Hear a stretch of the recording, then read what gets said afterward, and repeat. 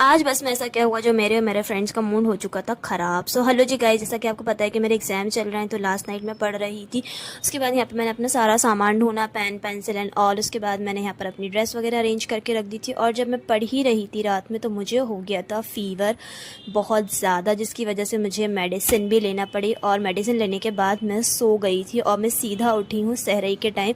तो जिस टाइम में उठी थी, मैंने सबसे पहले अपना बैग वगैरह पैक किया, क्योंकि सुबह इतना टाइम नहीं होता, इसलिए मैंने अभी रख लिया था। उसके बाद मैंने तहज्जुद पढ़ी। तहज्जुद पढ़ने के बाद मैंने यहाँ पर अपना ब्रेकफास्ट किया, जिसके अंदर सिर्फ मैंने चाय और शीरमाल खाई थी, क्योंकि मेरा कुछ भी खाने का मन नहीं था, बिकॉज मुझे फ़ीवर हो रहा था तभी भी। उसके बाद मैंने फजर की नमाज़ पढ़ी, फिर मैंने यहाँ पर रिवाइज़ किया सब कुछ, क्योंकि इतना टाइम ही नहीं था कि मैं दोबारा सो जाऊँ, और इतनी जल्दी उठना पॉसिबल नहीं होता। उसके बाद मैंने यहाँ पर अपनी ड्रेस चेंज कर ली थी फटाफट से।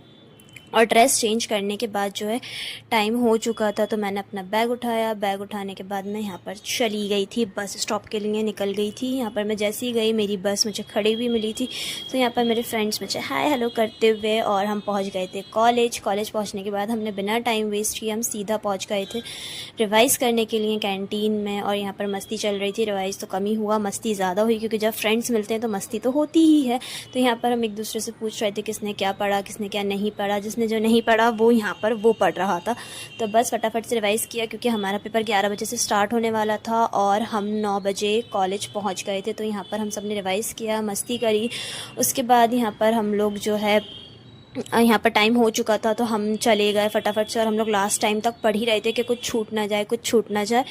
एंड टाइम तक हमने पढ़ा। इसके बाद जब हम बाहर निकले, तो हमने अल्लाह ताला का बहुत शुक्र अदा किया, क्योंकि हमारा पेपर अल्हम्दुलिल्लाह बहुत अच्छा गया था। और मेरी दुआ है कि जिनके पेपर चल रहे हैं वो सब भी पास हों इंशाल्लाह।